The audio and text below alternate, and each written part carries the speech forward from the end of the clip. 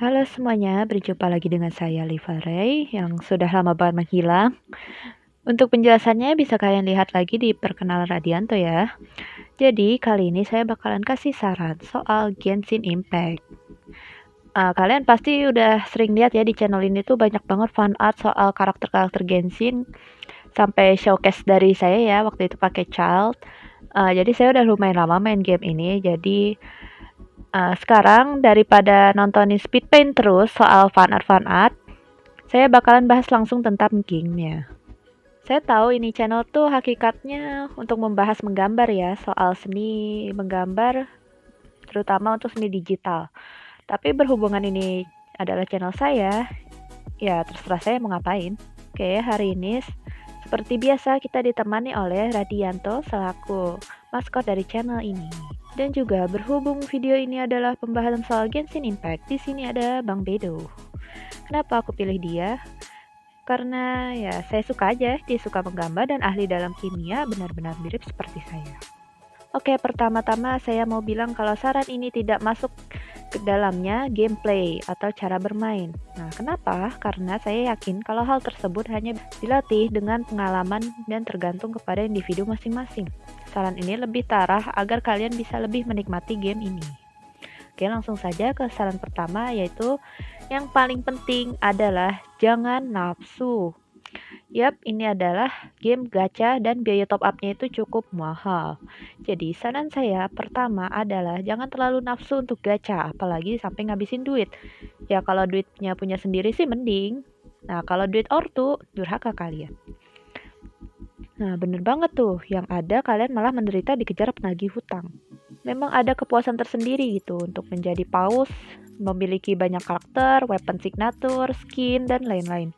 Itu hak kalian sih jika memang kalian mau untuk mendapatkan semua hal tersebut. Untuk dipamerin dan ya untuk senang-senang lah. Tapi saran saya jangan terlalu nafsu, karena ini bisa menghancurkan kesenangan kalian dalam bermain Genshin. Dan juga bisa menghancurkan masa depan kalian juga. Jujur nih, mau percaya atau enggak, saya ini adalah F2P absolute. Bisa dilihat dari karakter saya yang terbilang sedikit dan cuma punya skin gratisan dari event. Tapi saya berhasil bertahan sampai AR58 dan full star di Abyss karena saya menikmati game ini. Banyak juga kok saya lihat orang-orang di YouTube, di sosial media bisa pada clear Abyss cuma dengan karakter bintang 4. Kenapa terlalu nafsu bisa menghancurkan kenikmatan dalam bermain Genshin Impact? Karena yang akan kalian rasakan hanyalah nafsu dan nafsu saja. Memang akan ada kepuasan tersendiri jika kalian bisa mendapatkan apa yang diharapkan. Seperti memenangkan karakter, memenangkan weapon, dapat karakter plus weapon signature, adalah itu kenikmatan sejati.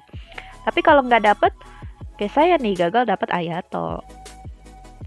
Tapi ya nggak apa-apa lah, nanti pasti ada rerun kok. Ditambah Genshin itu nggak pernah berhenti update, rilis karakter baru, rilis skin baru, dan nggak bakal berhenti sampai SNES-nya terbuka dan tamat. Mungkin. Nafsu yang berlebihan akan menutupi kesenangan yang bisa kalian rasakan. Jadi, jangan nafsu. Oke, saran yang kedua adalah rajinlah membaca. Saya udah melihat sendiri nih secara langsung bagaimana seorang pemain Genshin sangat amat kesulitan cuma karena dia malas untuk membaca. Dia teman saya BTW. Dia nggak bisa menyelesaikan tantangan di domain dan harus bergantung kepada pemain dengan AR tinggi, yaitu saya, biar bisa farming artefak. Kenapa ini bisa terjadi? Karena dia nggak tahu bagaimana caranya build karakter yang benar, bagaimana cara menggunakan karakter dengan benar, dan bagaimana cara mengalahkan musuh dengan benar pula. Cuma karena dia nggak mau baca bagaimana karakter tersebut bekerja. Setiap karakter di Genshin Impact ini berbeda-beda. Memang ada sih yang mirip, tapi tetap aja ada bedanya. Dan setiap karakter memiliki build dan gameplay yang berbeda-beda pula. Contohnya di sini ada Zhongli. Dia kan Archon terkuat yaitu Morax atau Rex Lapis. Pasti karakternya juga kuat dan OP dong. Build-nya juga harus berdasarkan attack, crit, dan seterusnya. Nah itu anggapan yang tidak sepenuhnya salah sih. Tapi jika kalian membaca deskripsi milik Zhongli, skill, pasif, dan kalau bisa cerita tentangnya juga sampai konstelasinya, kalian pasti akan bisa menemukan fakta yang lebih benar lagi. Karena Zhongli adalah seorang support, lebih tepatnya adalah shielder, yang build-nya harus berdasarkan HP, atau crit rate kalau kalian pakai PAVO. Bisa sih jadi DPS, tapi bakalan sulit. Saya nggak bakal bahas build di sini. Yang ingin saya bahas adalah jika kalian nggak mau kesulitan, maka kalian harus rajin membaca tentang segala deskripsi pada game tersebut. Ditambah, ini juga banyak kok fitur yang bisa membantu kalian jika kalian mau membaca dan mengetahui fungsinya. Kalau kalian malas baca buku pelajaran, saya juga sih. Saya lebih suka buku yang bentuknya PDF, jadi tinggal Ctrl plus F biar bisa langsung ketemu. Tapi mulailah menyukai membaca. Anggap saja ini sebagai buku cerita yang bisa menghibur kalian. Nah makanya, lagi pula ini juga merupakan bagian dari Genshin Impact itu sendiri. Story yang dialognya gak habis-habis, lore yang ruwet, tumpukan tulisan di arsip yang sangat tebal. Itulah Genshin Impact. Menikmati membaca cerita dan deskripsi di dalamnya merupakan salah satu cara untuk menikmati game ini. Ya, saran yang ketiga adalah kalian wajib punya aplikasi ini, yaitu HoYoLab. Buat kaum F2P seperti saya itu lebih wajib lagi buat punya aplikasi ini. Wajib fix harus punya. Karena banyak banget fungsi aplikasi ini yang akan dapat sangat membantu kalian. Pertama, ada absen harian yang bisa kalian ambil setiap hari. Hadiahnya kecil-kecil sih, tapi 20 primogem seminggu masih lebih baik daripada nggak ada samsek. Hoyoverse juga sering mengadakan event, dan nggak semuanya ada di dalam Genshin Impact itu sendiri. Kalian bisa ke menu event dan mengikuti berbagai event berhadiah seperti event web, event fanart, event konten, dan lain-lain. Menang ya alhamdulillah, kalah ya nggak apa-apa, karena yang dicari dari event tersebut bukan cuma hadiahnya, tapi juga keseruannya. Di sini juga banyak sekali pengumuman berguna untuk kalian yang ingin merencanakan bagaimana akan mengatur akun kalian di masa depan. Ya seperti jika kalian mau nabung primogem buat karakter tertentu, kalian mau nge-build karakter spesifik agar nanti bisa bertahan di Abyss, pokoknya banyak deh.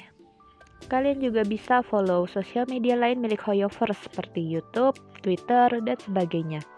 Di HoYoLab juga terdapat banyak sekali fitur lain yang bisa membantu kalian yang bisa kalian coba sendiri. Salah satu yang paling membantu menurut saya adalah fitur peta interaktif. Buat kalian yang masih nge-build karakter, ini bisa memberitahu kalian letak dan rute dari setiap material yang kalian butuhkan. Pada gamenya sendiri juga terdapat fitur untuk melacak monster pada jurnal petualang, tapi ini kurang lengkap. Jurnal hanya menunjukkan di mana monster berkumpul paling banyak dan bukan semuanya. Yang paling lengkap ada di peta interaktif. Oh iya, soal itu, langsung lanjut ke saran nomor 4, yaitu sering-seringlah berdiskusi.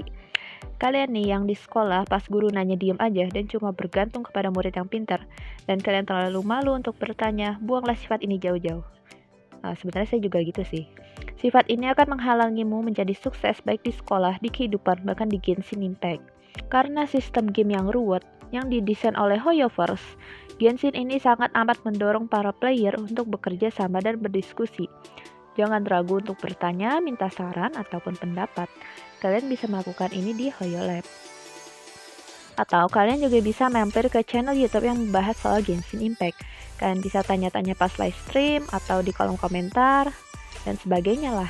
Channel YouTube yang bisa kalian ikuti adalah channel yang membahas build, karakter, dan meta, karena itu merupakan salah satu yang paling penting. Channel YouTube yang sudah saya ikuti diantaranya adalah Neovoid dan Kalahari. Kalian juga bisa mampir ke channel mereka atau mau cari channel lainnya, silahkan. Bukan di YouTube juga terserah, yang penting kalian bisa berdiskusi. Oke, saran yang kelima dan terakhir yaitu jangan terlalu menuruti orang lain. Iya sih, tapi jangan terlalu nurutin orang lain juga. Saya juga yakin kalian tidak akan mau dan tidak akan mampu mengikuti semua saran yang diberikan orang lain. Pasti setiap dari kita memiliki pendapat dan keinginan masing-masing. Dan kondisi dari setiap akun juga pasti beda-beda dong. Pasti ada akun yang tidak punya senjata ini, akun yang tidak punya karakter itu, akun yang ya banyak lah pokoknya. Pada akhirnya yang main ya kalian, akunnya milik kalian, yang kesusahan dan senang-senang itu kalian. Jadi segalanya bergantung dan terserah pada kalian. Kalian mau ngejar meta, ngejar waifu, ngejar husbu, ngejar bocil, terserah. Memang segalanya punya konsekuensi masing-masing. Nanti kalian bakal kesulitan di Abyss, kalian bakal foto-foto sama karakter favorit, atau apapun yang terjadi nantinya, semuanya berasal dari keputusan kalian sendiri. Semuanya bakal ditanggung oleh kalian sendiri. Jadi ya terserah kamu lah pokoknya. Toh pasti akan ada susah dan senang dari setiap tindakan. Lihat deh akunku, sama sekali nggak ada karakter cewek yang berasal dari banner event. Semuanya cowok karena saya ngejar husbu. Iya, saya merasa agak kesulitan di Abyss karena kebanyakan karakter meta itu cewek. Tapi saya tetap bisa menikmati game ini karena semua yang saya lakukan adalah keputusan saya sendiri. Kalian mau ngejar karakter karena dia meta, kalian mau ngejar karakter karena dia mirip dengan kalian mau ngejar karakter karena dia mirip dengan orang yang kalian suka, semuanya terserah. Yang penting kalian bisa menikmati game ini. Nah, baiklah, untuk video ini selesai sampai di sini saja ya. Jika kalian punya saran atau kritik, bisa ditulis di kolom komentar. Bisalah kita sedikit-sedikit diskusi, baik soal menggambar maupun soal Genshin. Karena saya juga seorang manusia yang bisa salah dan ada banyak hal yang saya tidak tahu juga. Saya akan sangat berterima kasih jika ada dari kalian yang bisa memberikan masukan. Oke, sampai jumpa di lain waktu.